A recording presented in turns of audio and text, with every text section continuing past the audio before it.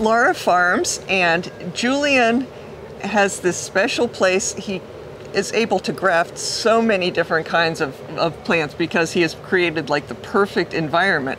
But what I notice that's different from the last time that I walked through here is that you have a lot, oh, hey there. You have a lot of plants up off of the ground. And so these are all like elevated, and it's not apparently just for ease of weeding the pots or anything. Could you tell us something about that? Well, you know, number one, for good drainage, and number two, for the nematode, just in case. Because, you know, I'm selling online, as you may or may not know, and in order to sell to states like California or maybe even Texas, you have to have your plants on tables, elevated, in order to comply with the regulations in order to sell to other states.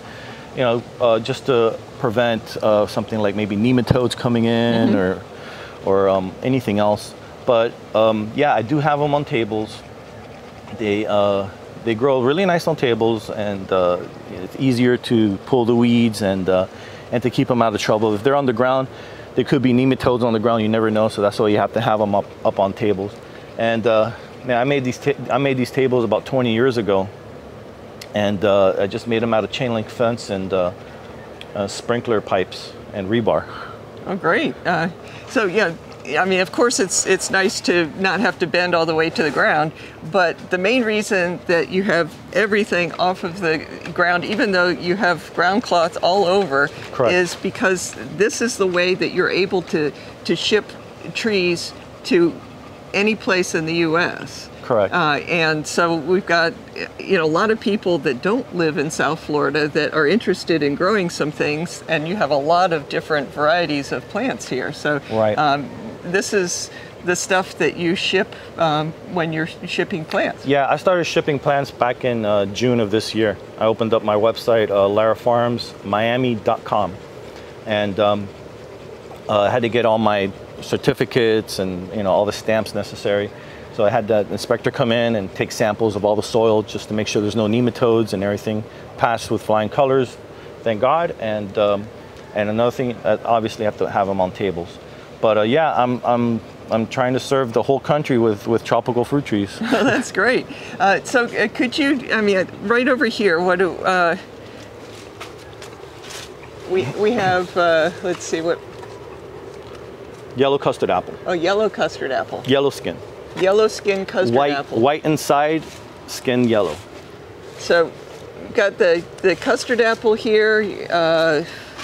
That's looks like more custard apples. This jackfruit. Jackfruit. Yeah, I got about probably like 10 different jackfruit varieties listed on my website.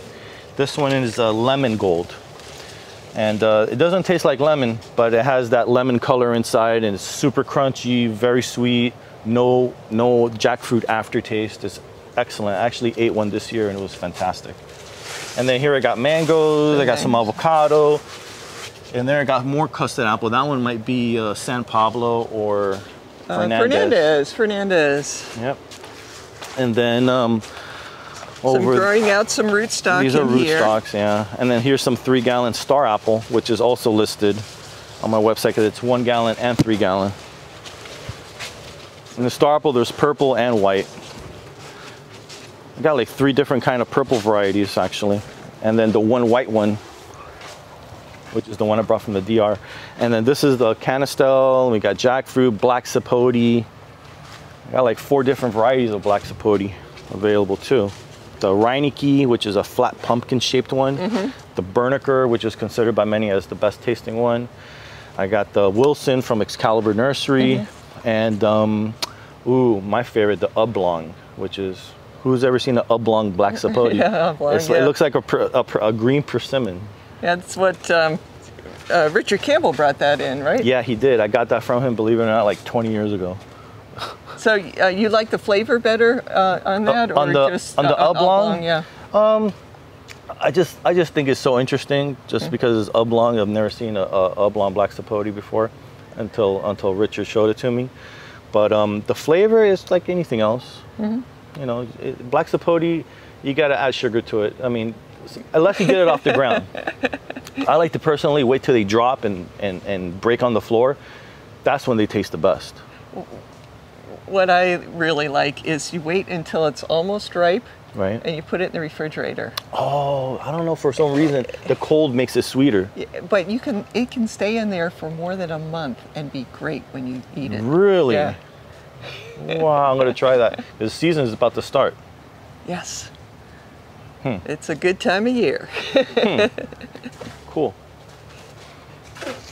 So, looks like, is this Canistel here, seedlings, or Mamey seedlings? Yeah, this year I tried not to sell hardly any fruit, just to keep the seeds. Keep the seeds. Yeah. Yep, and freeze the pulp, but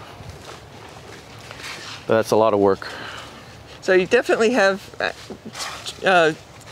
plants at all levels. You got some very young trees growing out for rootstock, and then a lot of things that look big for their pots, like a good value in a 3-gallon or 1-gallon pot.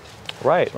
I mean, I always wait till the last minute to step them up, so they're very root bound and ready to go to a next size container.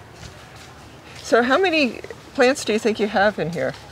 Because it seems like a whole lot. Well, I really don't, worry about do the math. I really don't do the math, especially with seedlings. Like, these are Spanish lime seedlings. I graft Spanish lime, and they're very difficult to graft. If I get 50% success, I'm a happy man. So. Yeah, I hear that you can't wrap it. You have to leave it open air, kind of thing. Or, yeah, they don't like their skin to be wet. Yeah. They just rot away.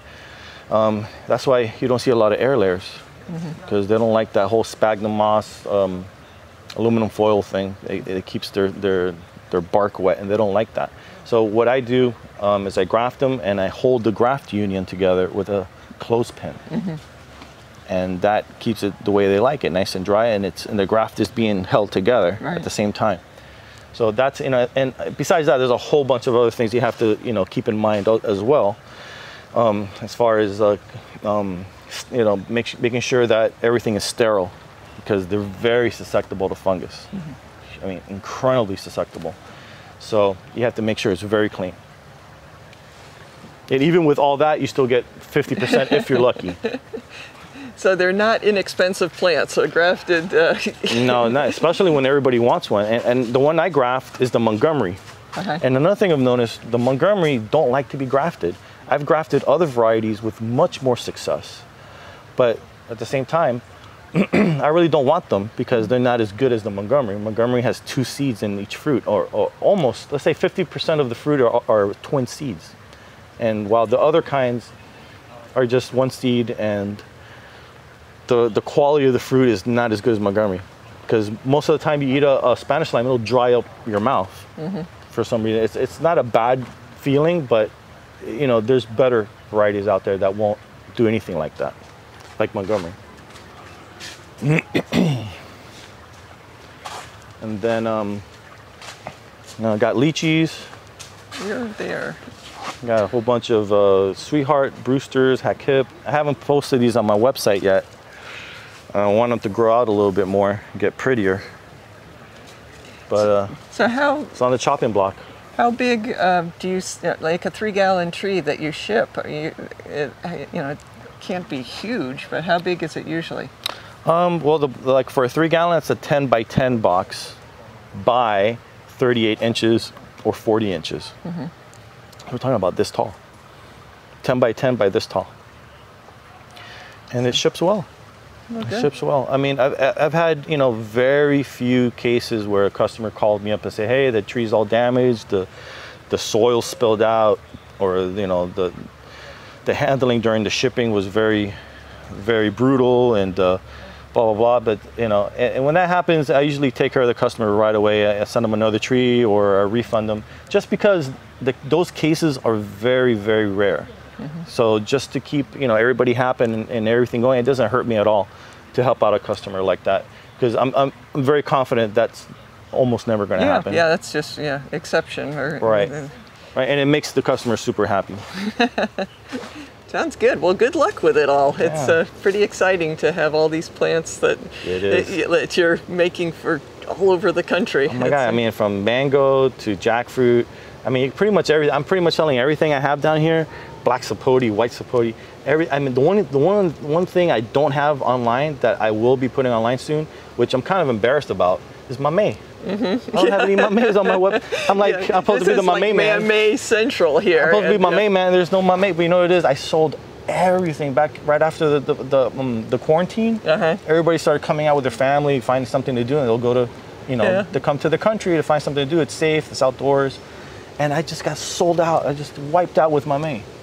Unbelievable.